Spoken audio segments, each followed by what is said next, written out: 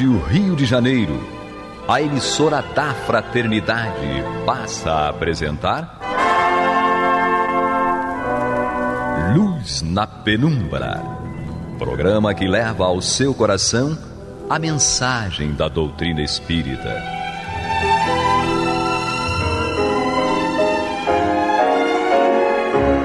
E com vocês, João Nogueira, para estudos de obras póstumas de Allan Kardec.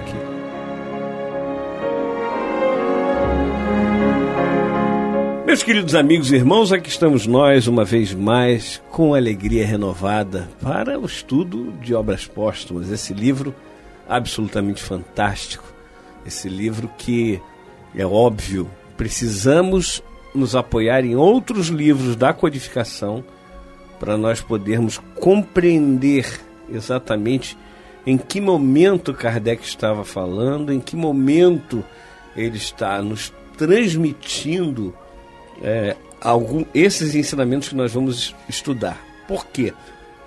Nós sabemos que o livro Obras Póstumas a compilação, ou seja, foi a organização de vários textos de Kardec ao longo de toda a sua trajetória, todos os momentos que ele escreveu o Livro dos Espíritos, o Livro dos Médios, o Evangelho segundo o Espiritismo, o livro O Céu e o Inferno e o livro A Gênese, além da Revista Espírita, além de tudo mais que ele escreveu. Então, o livro Obras Póstumas, ele tem momentos de Kardec ao longo dessa trajetória dele. E a gente vai começar novamente o estudo do livro Obras Póstumas. E para começar esse estudo, eu convidei aqui o meu irmão e amigo Henrique Parente, meu irmão e amigo Renato Souza, para nós iniciarmos o estudo desse livro. Seja bem-vindo, Henrique. Oh, que maravilha! Que prazer estar aqui. Agora, recomeçar o estudo dessa obra e estar aqui participando com vocês. Nossa! Tudo de bom, como dizem por aí, tudo de bom.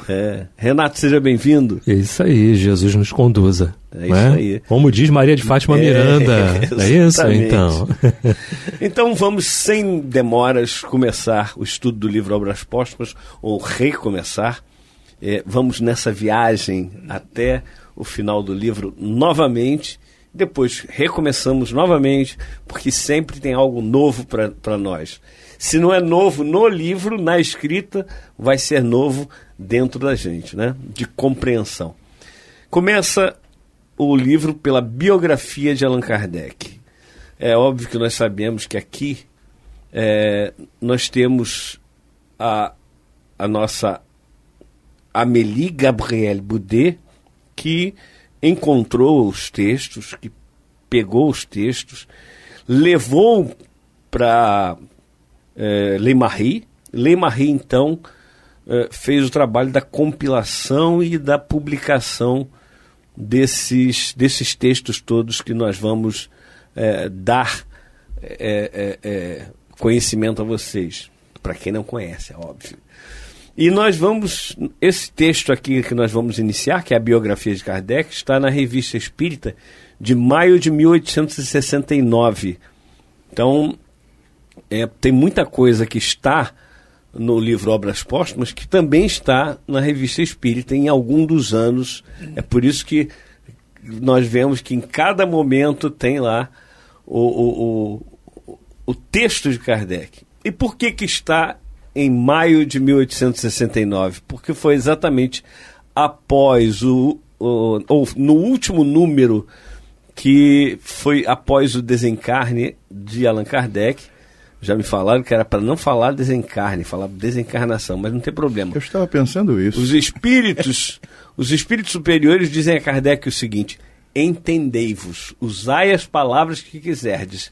Então vamos entender reencarne e reencarnação, ou desencarne e desencarnação, da mesma forma, não há problema absolutamente nenhum.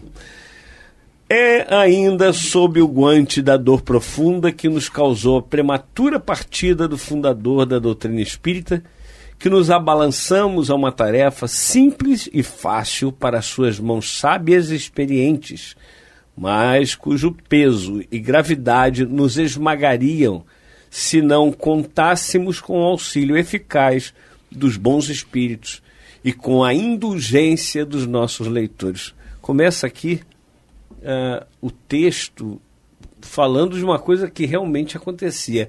Kardec tinha uma facilidade muito grande para escrever. Ele foi preparado. E essa preparação é que é interessante. Outro dia alguém me falou assim, dizem que o próprio Kardec pergunta isso para o Espírito da Verdade, está aqui no livro Obras Póstumas. Se eu falhar, o que ocorre? Um outro está preparado e aguardando esse possível acontecimento. Mas o Hippolyte foi preparado de tal forma, e a gente pode aqui já trazer as informações do seu passado como espírito reencarnado, ele foi preparado de tal forma que ele não iria falhar. Esse amigo meu falava isso. Ele não iria falhar. Quem foi? Foi Leon Denis. Inclusive o nome Leon Denis está dentro do nome Hippolyte Léon Denisard Rivaio, que são essas coincidências que você fala assim, como assim? Uhum. São dicas que a espiritualidade vai nos dando, né, das coisas. Assim como quando a gente conversava em off, o Henrique nos lembrou aqui de uma passagem em que o Yahvé diz para Elias uma coisa e o Allan Kardec fala exatamente aquela coisa. Então a palavra está contigo, Henrique. Essa coisa da preparação. Aí a gente percebe que determinados assuntos, principalmente, eles não são colocados por Deus nas mãos de qualquer pessoa. Alguns assuntos realmente são muito sérios e profundos e que reflete num bom trabalho, num trabalho bem feito, a mudança de toda uma estrutura social. Isso é incrível. Então, realmente, é uma responsabilidade na mão de algumas pessoas e que elas realmente assumem aquilo ali porque são capazes. Elas podem falhar? Podem, porque são humanas, estão ainda no processo de desenvolvimento, só que no caso de Allan Kardec, não aconteceu. Ele próprio, como o João lembra, né, que vai estar mais lá na frente, vai ser estudado outra vez, ele falando dessa preocupação dele. E aí é um dado que a gente percebe na pessoa que é verdadeiro, é humildade. Primeiro, o reconhecimento de que ele precisa fazer isso, mas não pode estar sozinho. Naquela conversa dele com o Espírito da Verdade, ele é como uma oração, ele pede esse auxílio. Ele diz que tudo eu vou me esforçar para poder cumprir com aquela tarefa que estavam dando para ele, mas que ele precisava muito da ajuda dos espíritos superiores, porque senão ele poderia falir. Não na força de vontade dele, naquele empenho, mas em qualquer outra situação. E isso é tão bonito quando você percebe do espírito, e aqui no início dessa biografia, que fala do momento da desencarnação de Kardec, inicia nesse processo, essa pessoa que aqui está falando, mostrando que Kardec realmente cumpria esse papel muito bem, que para ele era fácil, entre aspas. Por quê? Porque ele tinha experiência suficiente, ele tinha conhecimento suficiente, não só daquela existência, mas das existências anteriores. Era um espírito que veio sendo preparado para fazer esse trabalho e não falhu. Se a gente pudesse colocar em matemática, né, em números, em percentuais, eu, João, diria que o percentual de falha, de possibilidade de falha de Allan Kardec seria 0,00001%. Né? Porque, como o Henrique estava falando, Renato, ele estava tão preparado, mas tão preparado, que ele ia cumprir aquilo. E olha que a vida dele, a vida do Hippolyte, não foi fácil. Não foi, não. Não foi fácil. O livro do Marcel, né, Kardec, a biografia, e o próprio filme que é baseado nesse livro, não refletem aquilo que Kardec... E olha que eu digo, Eu gostei muito da biografia do Marcel. Acho que é uma das biografias, se não a melhor, uma das melhores que eu já vi. E é muito interessante que você vê que aquilo ali foi pouco perante a vida do Hipólite, né, Renato? Sim, com certeza. Né? Olha só, não existe acaso, né? Não existe acaso, tá?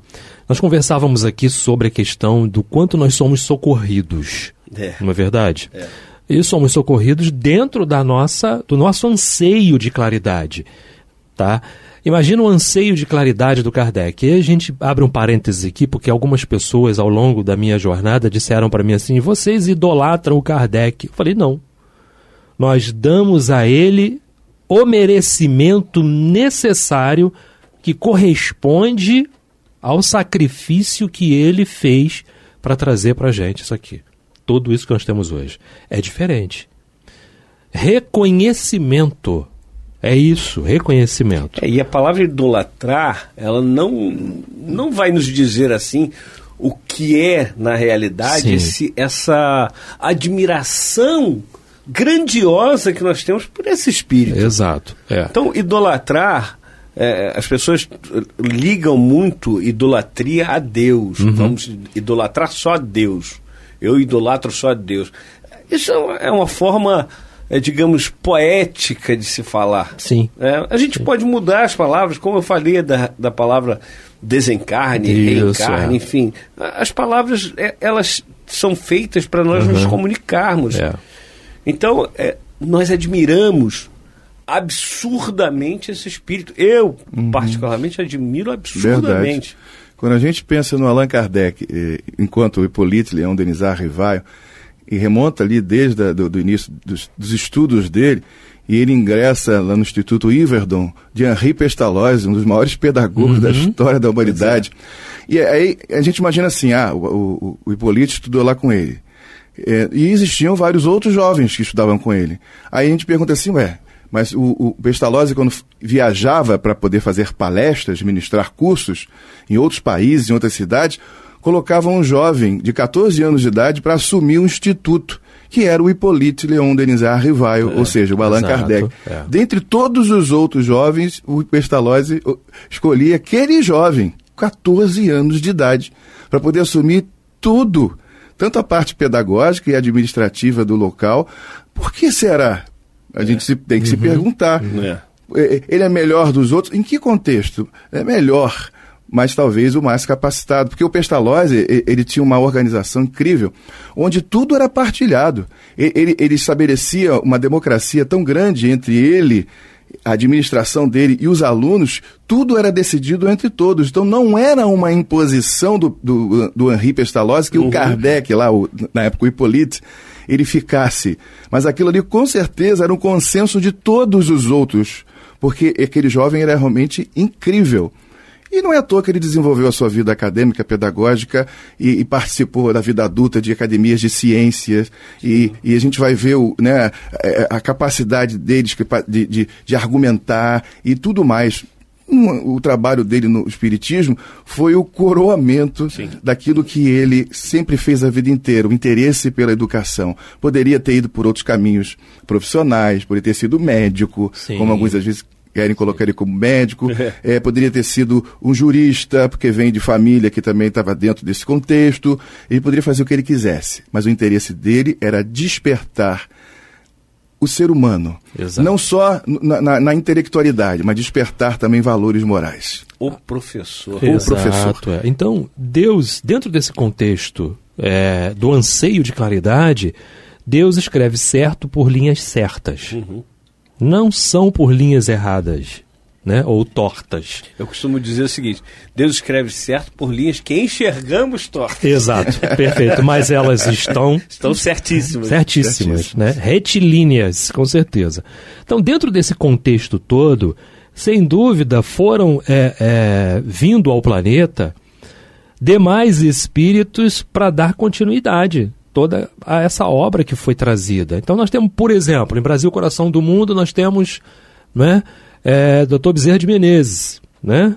também vindo. Nós temos uma série de questões importantes aí. Quando você vê Humberto de Campos narrando toda a história, em que Ismael chega para Dr. Bezerra e diz assim: descerás as lutas terrenas. Aí você diz assim: meu Deus, imagina aquela pleiade de espíritos lá, não é? Conversando. E, na ocasião, por que Kardec não estaria lá antes, né, também fazendo parte de tudo aquilo, e já estaria aqui, presente também? Então, toda uma situação, vocês citaram, né, Leon Denis, porque a doutrina, ele sempre deixou claro, é dois espíritos, ela precisava ter suas ramificações, suas raízes, ela precisava ser disseminada, não é? Então, muitos deles desceram as lutas terrenas, tal qual aconteceu com Kardec, que já estava aqui quando demais espíritos vieram também para dar continuidade, para trazer. Então eu só queria amarrar de uma forma aqui, ao qual a gente precisa compreender, a forma como eu compreendo. Vamos pegar, por exemplo, Chico, Divaldo, vamos pegar Emmanuel e Joana, não é? Diante do anseio deles dois de claridade, de mudança, de melhoramento, não é? Opa, tem Emmanuel por trás daquilo, tem Joana de Ângeles por trás do Divaldo também. E é isso que acontece.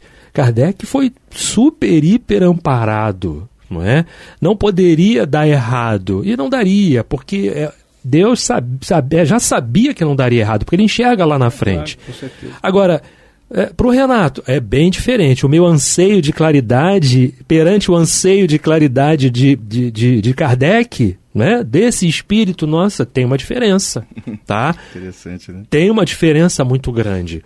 Então eu recebo o amparo de acordo com até onde eu consigo dar, até onde eu consigo chegar, não é? Eu recebo até ali, para que eu não me atrapalhe, porque eles sabem que eu não vou conseguir fazer mais do que tal coisa, mas a gente vai tentando, sem dúvida, e vai criando meios de você avançar sempre um pouquinho mais, né? Não será dado para o Renato, por exemplo, uma missão como essa, porque todos nós somos missionários, não é? No sentido da palavra, não é? De redenção, busca de uma redenção, né? Sim, todos nós somos missionários, todos nós trouxemos alguma coisa e podemos sim levar alguma coisa para o outro diante daquilo que a gente já conquistou, diante daquilo que a gente já edificou. Mas precisamos e necessitamos reconhecer Kardec. E a maior missão que nós temos é a missão da nossa reforma íntima. Perfeito. Essa é a maior missão que nós temos, não tem jeito. Verdade. E a gente muitas vezes negligencia nessa missão. Quanto ao demais, assim, a gente olha para um Kardec e fala, a gente tem que endeusar ele, é como trouxe o Renato, tem que endeusar o Kardec? Não tem que endeusar o Kardec, mas tem que admirar, reconhecer. Tem que é um reconhecimento, porque reconhecer. É difícil você olhar para ele e não ver isso. Perfeito. Você falava, né, Renata? Aí eu lembrei de Jesus em relação a Pedro. Jesus sabia os limites de Pedro. Sim. E Pedro cumpriu o seu papel muito bem. Quando disse, você vai me negar, tal. Mas depois que você ser recuperado, ou seja, aquele momento perturbador, ele ficou angustiado, deprimido, tudo, você vai ajudar os outros. Eles sabem. Saulo e Paulo. Também. E então, por aí vai. E Kardec é uma dessas figuras. Sim. Em que eles sabiam que poderia assumir uma responsabilidade e um trabalho gigantesco. Nossa! Como é a expressão, o ensinamento? Deus não dá fardos mais pesados que os ombros possam suportar. E Kardec é exatamente isso, um trabalho gigantesco de organização. O cara que dormia 3-4 horas por noite, mesmo no inverno rigoroso da França. Ele teve que ser chamado até atenção pelos espíritos superiores para não prejudicar a saúde dele, além do que já prejudicava. Mas aquilo não era um ato de suicídio, era um ato de doação completa. É por amor à humanidade. Sim. Ele abdicou de tudo que você possa imaginar. Quase um sacerdócio, como a gente costuma dizer. Porque era, como você lembrou ainda há pouco, Renato, uma missão. O interesse dele é em ajudar a humanidade. Então, pessoas como essas realmente são aqueles que são imprescindíveis, como diz um poema de Bertolt Brecht. São imprescindíveis, porque a humanidade depende realmente da ação desses homens. Por isso que ele, por nós aqui hoje, nesse sentido, e no futuro, a gente pode vislumbrar um reconhecimento social imenso da figura deste homem chamado Allan Kardec. Certa feita, Jesus subiu ao monte com Pedro, Tiago e João, e eles subiram. Em determinado momento, Jesus falou: esperem aqui, para os três, e subiu até o topo desse monte. Chegando lá, o seu rosto se resplandeceu. O perispírito de Jesus suplantou o corpo físico, ou seja, ficou além do corpo físico. Daí, aquele momento chamado de transfiguração. Foi transfigurado o corpo de Jesus, o rosto de Jesus. E ele se encontrava com 2 espíritos desencarnados. Apareceram ali 2 desencarnados, conversando com Jesus.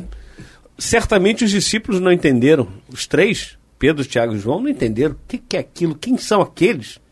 Não tinha foto, não tinha pintura, não tinha nada para mostrar como era Moisés, como era Elias. Jesus termina o papo, desce para onde estavam os discípulos e eles se adiantam perguntando: Senhor, mas não dizem os escribas ser necessário que Elias venha primeiro? Aliás, eu imagino que antes disso que está escrito lá na Bíblia, lá em Mateus 17, alguém deve ter perguntado, alguns dos 3, Senhor, quem eram aqueles? E Jesus deve ter dito: Moisés e Elias. Então eles perguntam: não está dito que Elias teria que vir primeiro, antes do Cristo, preparar o caminho, como está lá em Isaías, como está em Malaquias?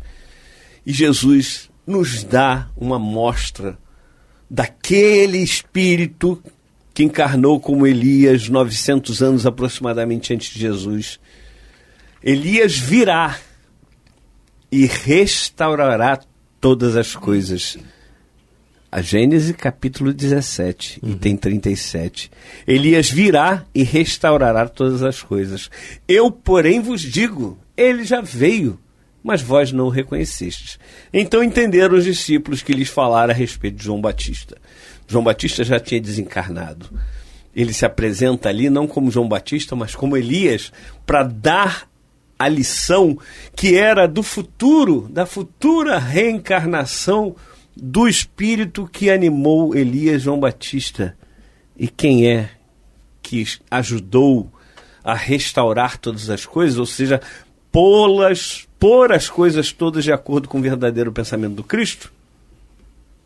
Elias, aliás, o Espírito de verdade, de combinação com Elias, novamente citando a Gênesis, capítulo 17, item 37. Essa agora é a Gênesis do Espiritismo. Do Espiritismo. Pode falar. Vai, Henrique. Allan Kardec. Né? Allan Kardec não tenho receio nenhum de afirmar isso. Não. Todos, mesmo que seja um assunto polêmico, da boa polêmica, o próprio Kardec disse na Revista Espírita de 1858, na introdução: não vamos fugir da boa polêmica, aquela que pode esclarecer as pessoas. Então a gente afirma aqui sem receio nenhum que Allan Kardec é a reencarnação do Espírito que um dia, né, deu vida às personagens de Elias e João Batista. Exato. É o mesmo Espírito, só que em momentos históricos diferentes. Este é o maior discípulo do Cristo para os tempos modernos. Exato. É aquele que, dos nascidos de mulher, era o maior, quando foi falado na época de João Batista, está aí de volta na pessoa de Allan Kardec, continuando a sua tarefa de trazer o Cristo, abrir o caminho para o Cristo que não tinha mais o nome de Jesus, da personalidade, sim, mas sim o nome Espírito da Verdade. O meu novo nome, está lá no Apocalipse. E na Revista Espírita de 1868, o texto, meu novo nome. Interessante, né? Quando Jesus diz que ele já veio e não reconheceram e tudo mais. E eu citei Bezerra de Menezes, Zaqueu. Então, fazem parte do contexto. Sim, claro. Não é? Estavam presentes, fazem parte do contexto ali. Muito interessante. Muito bom. Eu sei que o Renato queria ir mais além, mas o tempo se esgotou Eu agradeço muito ao Renato, ao Henrique. Até uma próxima oportunidade, se Deus assim permitir. Daqui a pouco o estudo do Evangelho segundo o Espiritismo com Antônio de Pádua. Até a próxima oportunidade. Você está ouvindo o programa Luz na Penumbra.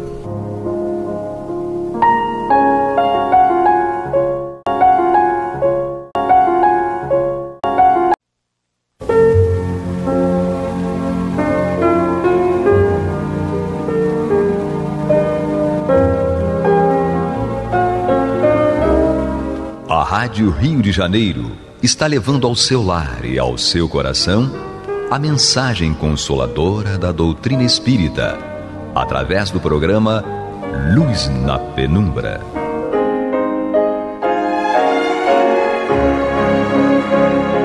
E com vocês, Antônio de Pádua Barbosa, para comentar o Evangelho segundo o Espiritismo da obra codificada por Allan Kardec. Muito boa noite, meus caros amigos. Estamos aqui de volta ao programa Luz na Penumbra, no qual nós vamos estudar o Evangelho segundo o Espiritismo de Allan Kardec. Nós estamos ainda no seu capítulo 14, Honrai a vosso pai e a vossa mãe. Aqui nesses itens ainda são comentários de Allan Kardec, e ele vai nos falar aqui daquela passagem na qual Jesus pergunta: quem é minha mãe e quem são meus irmãos? É uma passagem até um pouco controvertida, que poderia tranquilamente fazer parte do capítulo aqui que há no final deste livro, Estranha Moral, porque realmente é uma coisa estranha. Jesus fica perguntando quem é minha mãe e quem são meus irmãos, né? Mas tudo tem um motivo, tem um sentido e tem um ensinamento, o que é mais importante. E é o que Kardec vai nos esclarecer aqui para que nós possamos compreender bem esta passagem.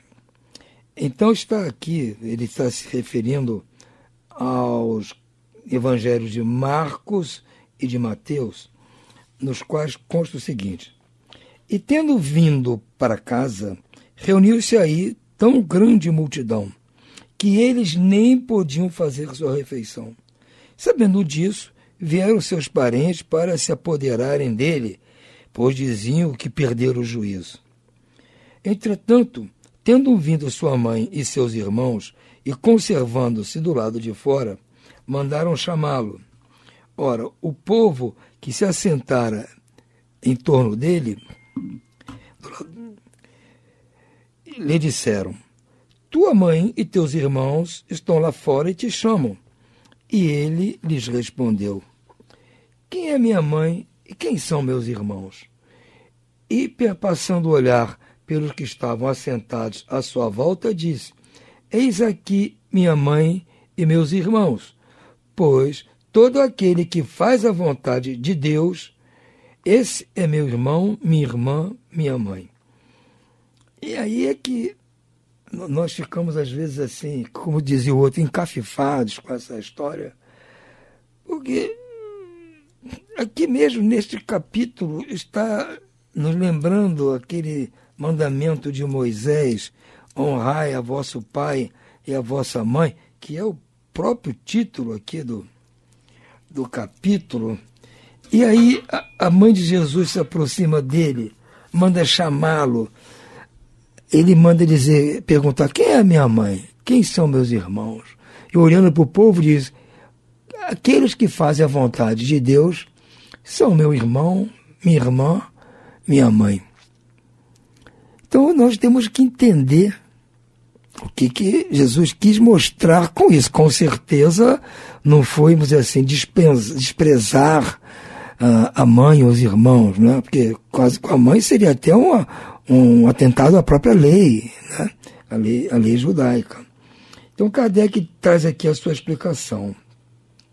Certas palavras parecem estranhas na boca de Jesus por contrastarem com a sua bondade e a sua inalterável benevolência para com todos.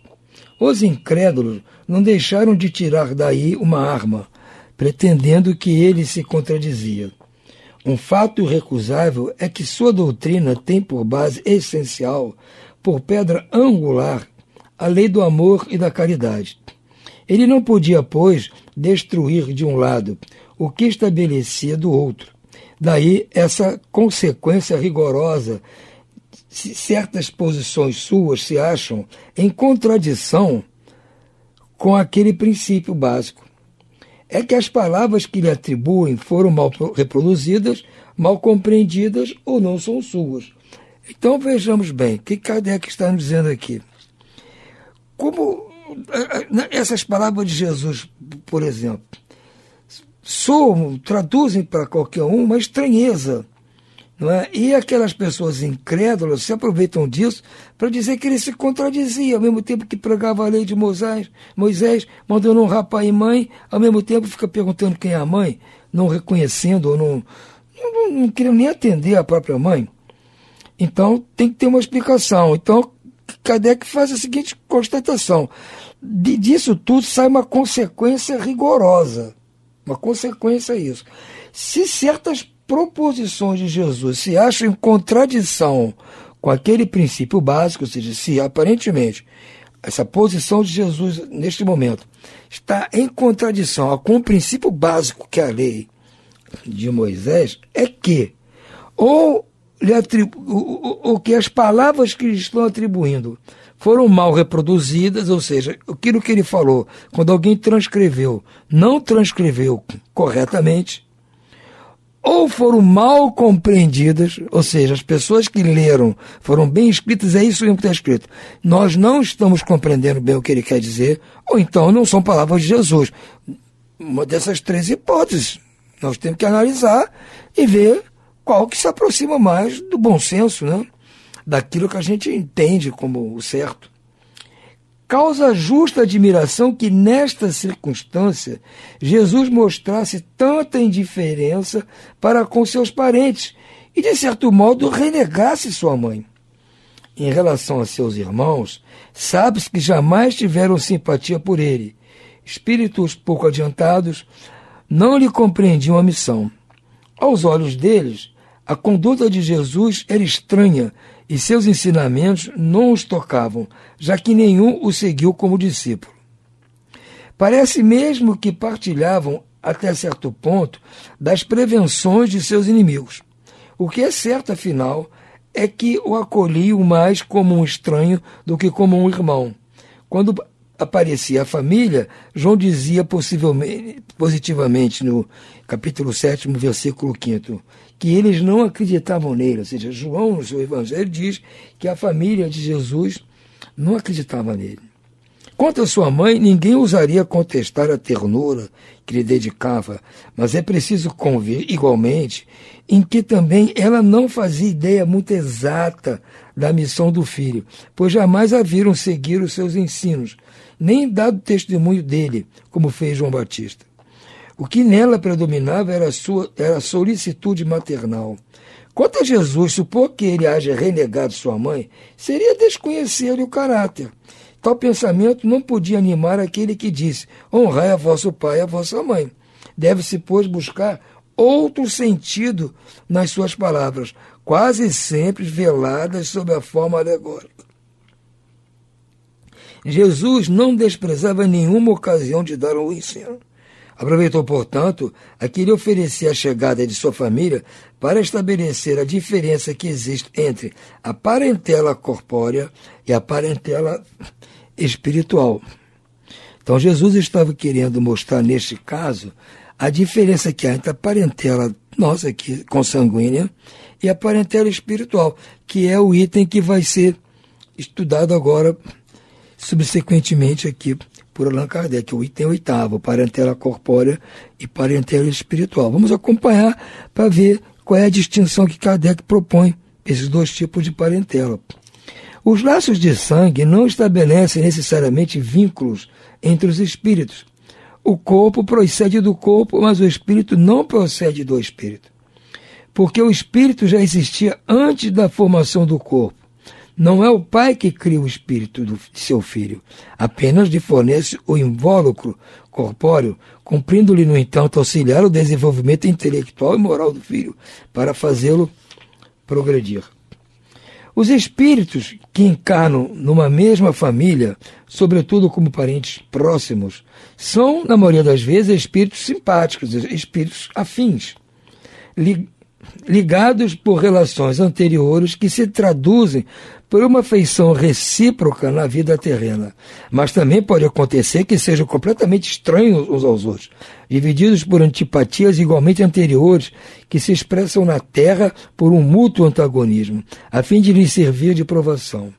Os verdadeiros laços de família não são, pois, os da consanguinidade, e sim os da simpatia, da comunhão de pensamentos que prendem os espíritos antes, durante e depois das suas encarnações. Estão entendendo? A diferença que há, em princípio, da parentela corpórea da parentela espiritual. A parentela corpórea, primeiramente, é uma coisa episódica. É uma encarnação que pode ser composta de espíritos que estão afins, simpáticos, que se gostam, já foram amigos, parentes em outras vidas e agora estão reencarnando juntos novamente. Mas pode acontecer de serem inimigos, espíritos que não se gostam, estão reencarnando juntos justamente para cumprir alguma prova, alguma expiação. Então vai ser complicada essa vivência nesta encarnação. Então a parentela corpórea, que depende da consanguinidade do pai para o filho, da mãe para o filho, etc., ela não necessariamente promove a harmonia entre as pessoas. Porque os espíritos são antagônicos muitas vezes. Então não é uma garantia de que pais e filhos tenham afinidade. Agora, a parentela espiritual, sim, essa é composta pelas afinidades, pelo gosto mútuo, pelas simpatias, pelos interesses comuns. Então, esta sempre vai ser composta de espíritos que são simpáticos, são afins, se gostam. Então, vai haver sempre a possibilidade de ter muito mais harmonia. Então, essa distinção é clara. A gente que é espírita entende a vida espiritual, sabe que é assim. Na espiritualidade, nós vamos nos reunir com aqueles que são afins a nós, gostam de nós gostamos deles e tudo mais. Não vamos nos unir com as pessoas que nós temos dificuldade. Agora, encarnados, a gente não é escolha nossa, muitas vezes. Tem que ser compulsório. Você tem que nascer irmão do fulano, porque vocês têm que se acertar. Na espiritualidade, eu não sou obrigado a isso. Eu vou ficar com quem gosta de mim. E vice-versa. Por isso que está uma distinção. Talvez seja esse caminho que Jesus quis seguir, que Kardec está tentando traçar aqui. Vamos seguir aqui. Consequentemente, dois seres nascidos de pais diferentes podem ser mais irmãos pelo espírito do que o fossem pelo sangue. Podem atrair-se, buscar-se, sentir prazer quando juntos, ao passo que dois irmãos consanguíneos podem repelir-se conforme se vê todos os dias. Esse é um problema moral que só o Espiritismo podia resolver pela pluralidade das existências. Se dependesse da consanguinidade para ter bom relacionamento, as pessoas tinham que casar com os próprios parentes. Normalmente até não é permitido se casar com parentes muito próximos. Você se casa com pessoa desconhecida. Até a época do namoro você não conhecia. Então tem que ser uma pessoa com quem você se afiniza. Que você goste. Ou já gostava antes de outras encarnações, ou passa a gostar agora, mas vai criar uma nova parentela. E vai gerar uma parentela corpórea através dos filhos, mas os dois, o casal, estão unidos pela parentela espiritual. Não é verdade? Então a parentela espiritual vai gerar frutos na parentela corpórea, mas não necessariamente vai ter harmonia, que não depende dos pais e dos filhos serem harmônicos. Há, pois, duas espécies de famílias, as famílias pelos laços espirituais e as famílias pelos laços corpóreos.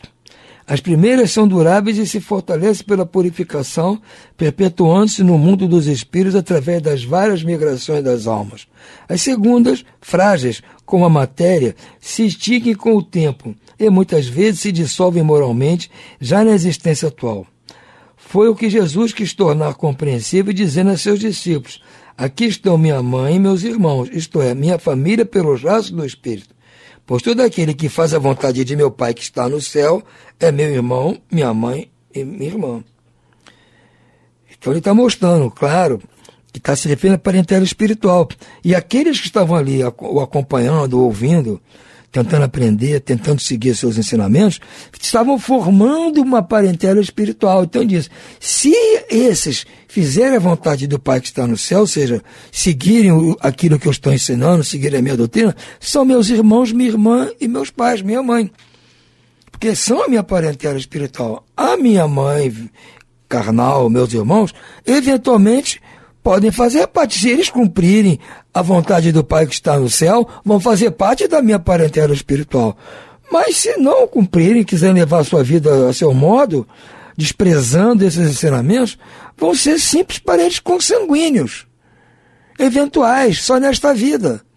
Agora, os outros que fizeram a vontade do meu Pai são meus parentes, meus irmãos, irmãs, mãe, pai, para toda a eternidade, porque estão cumprindo a palavra do meu Pai que está no céu. Essa é a diferença fundamental nesse ensinamento de Jesus. Agora, ele tinha que falar sucintamente e cada um entendia. É bem possível que os discípulos mais tarde chegassem, mas explica para a gente o que houve, como Kardec está explicando para a gente aqui. Ou seja, aqueles discípulos, aqueles apóstolos, iam de cara entender esse modo de Jesus de ensinar. Também tinham suas dúvidas. Estão aí os livros da Amélia Rodrigues, do Neo Lúcio, do Humberto de Campos, trazendo várias narrativas de situações, encontros, vivências, né? Lá de Jesus com seus apóstolos e discípulos, nas quais há aquelas contradições dos próprios seguidores, tirando suas dúvidas. Todos esses livros trazem isso. Agora, os evangelhos não constam isso. Não havia... O evangelho ia ser maior que a Bíblia se fosse constar tudo isso. Então, tem que ser sucinto. Traz só o básico, compactado, e cada um vai ter que ir descompactando, como diz Kardec. Não vai ser mala interpretação. Tem que fazer boa interpretação. Má interpretação, não fazer uma boa interpretação para poder tirar os frutos do ensinamento. A hostilidade com que seus irmãos o tratavam se acha claramente expressa no relato de Marcos, que diz que era propósito deles se apoderarem do mestre, sob o pretexto de que havia perdido o espírito. Informado da chegada dos irmãos, conhecendo os sentimentos que nutriam a seu respeito, era natural que Jesus dissesse, referindo-se a seus discípulos, do ponto de vista espiritual, eis aqui meus verdadeiros irmãos. Embora sua mãe estivesse na companhia deles, ele generaliza o ensino, o que não implica de maneira alguma que haja pretendido declarar que sua mãe, segundo o corpo, nada lhe era como espírito, nem como lhe só merecia indiferença. Sua conduta, entre outras circunstâncias, provou suficientemente o contrário. Há também uma comparação que a gente pode fazer, porque na hora de dar um tratamento à nossa mãe, não, nós todos vamos dar um tratamento especial, diferente, que ela merece, tranquilamente. E se eu vou tratar outras mulheres, outras mães, eu vou tratar de uma forma comum, como trato qualquer pessoa, com educação, respeito, mas como qualquer pessoa, diferente do que eu trato a minha mãe. Essa ideia de Jesus pode nos propor um outro modo de tratá-las. Ou seja, não é que eu vá tratar a minha mãe como trato as outras mães dos meus amigos, as mães desconhecidas, trato as mulheres em geral, não, com respeito e tal, mas sem nenhuma coisa especial. Não é que eu tenho que tratar minha mãe assim como trato qualquer outra, não. Ao contrário, o que a proposta aqui pode parecer é que eu tenho que tratar a todas mães e todas as mulheres da forma que eu trato a minha mãe. Mesmo respeito, as mesmas honrarias, mesmo carinho, atenção, louvor, o que seja, honra, o que for que eu dê à minha mãe, eu tenho que dar, eu vou tentar dar às outras mães, às outras mulheres, que elas merecem. Não são minha mãe, mas merecem, são mãe de alguém, merecem. Então nós temos que inverter o processo. Não é, vou tratar minha mãe como trato todas elas. Não, ao contrário, eu vou tratar todas elas como eu trato a minha mãe. Se eu conseguir tratar a todas as mulheres que cruzarem comigo, pode ser uma desconhecida, pode ser uma moça que está no banco, no caixa do supermercado, pode ser quem é frentista do posto de gasolina, não interessa. Pode ser uma figura importante, pode ser quem for. Eu tenho que dar ela o mesmo tratamento que eu dava à minha mãe. Porque se a minha mãe foi a mulher que eu mais honrei, eu tenho que espargir essa honra que dava a ela, essas honrarias todas, às outras mulheres. A começar pela minha própria mulher, as minhas filhas, a minha irmã, as minhas netas. Todas têm que ter esse mesmo carinho que eu tinha com a minha mãe. E tem que espalhar isso para as outras mães. As mães dos meus amigos, as vizinhas lá de preto, todas elas merecem. Não era só a minha mãe que merecia, as outras são mães também. Então eu penso o contrário. Pegar esse ensinamento de Jesus e inverter. Tá bom que todos têm que fazer, são meus irmãos, daqueles que fizerem a vontade do Pai, disse Jesus. Tudo bem, eu sou um que não estou fazendo ainda, então eu não posso ainda chegar ao ponto de fazer essa exigência. Só vão ser meus irmãos aqueles que fizerem a vontade do Pai. Se eu mesmo não faço ainda, seria uma hipocrisia da minha parte. Mas eu posso tentar, não é? Tratar pelo menos as mães da forma que eu tratava a minha. Isso já é um passo para eu amar o próximo como a mim mesmo. Se eu amar todas as mães como eu amo a minha mãe, já estou dando um passo adiante. Se eu amar todos os meus amigos como amo meus filhos, eu estou dando um passo adiante. E se eles vierem a fazer a vontade do Pai, que eu espero um dia eu também estar fazendo, melhor, nós já teremos alinhavado o caminho, já teremos adiantado alguma coisa nessa direção. Então é um ensinamento que nós temos que tirar dessa compreensão que temos que fazer dessa passagem. Não só isso que Kardec nos falou da parentela espiritual e da parentela corpórea, a distinção que há, mas também no dia a dia. Eu tenho que fazer melhor. Não só para os meus, mas para todos. Jesus disse que nós amássemos o inimigo. Como eu disse, aquele kit básico, pelo menos, para o inimigo. Agora, para as mães, em geral, eu vou tentar dar mais que o kit básico, independente de quem elas sejam. Se são até minhas inimigas, não interessa. Mas nessa hora eu esqueço tudo. Que é uma mãe, uma mulher, merece todas as honrarias do planeta. Que o espírito que nasce no corpo de mulher para dar à luz a seres vivos merece já de cara todas as honrarias. Porque se elas não estivessem aqui, como é que ia ser? Nós íamos ser hermafroditas, os homens? Ou nós íamos fazer como células bipartindo? Não, gente, olha só. Elas assumiram um encargo muito complicado para nós. Então nós temos que honrar todas elas, as mulheres. Sejam mães ou não sejam mães. Que todas têm o espírito maternal embutido nelas. Desde que nasce. Da minha neta de 6 anos já é uma mãe, mini-mãe, porque já nasceu mulher. É mulher, não era se ela vai ser mãe, não vai ser. Já tem dentro de si as mulheres, os seres femininos, de hora que nasce, já nasce com esse chip maternal. Vai tratar os outros de uma forma diferente. Elas sempre vão tratar todos de forma diferente. Independentemente de terem dado à luz, de terem adotado, não terem ninguém, serem sozinhas, não interessa. São mulheres.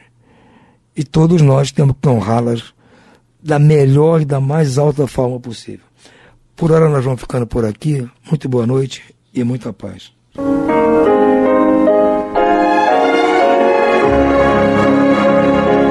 E vamos ouvir agora a prece de encerramento de nosso programa, na voz de Geraldo de Aquino. Jesus, dá-nos coragem para a luta, piedade para os insultos e misericórdia para as injustiças e ingratidões. Limpa nossa alma de inveja e ambições mesquinhas, de ódio e de vingança o nosso caminho. E que dentro em pouco, ao recolher-nos de novo ao calor do nosso leito, para que o sono nos dê a paz e o esquecimento das tristezas humanas, possamos sentir, Senhor, no mais íntimo de nosso ser, a doçura indefinível do Teu amor e a grandeza incomparável da Tua divina presença. Que assim seja.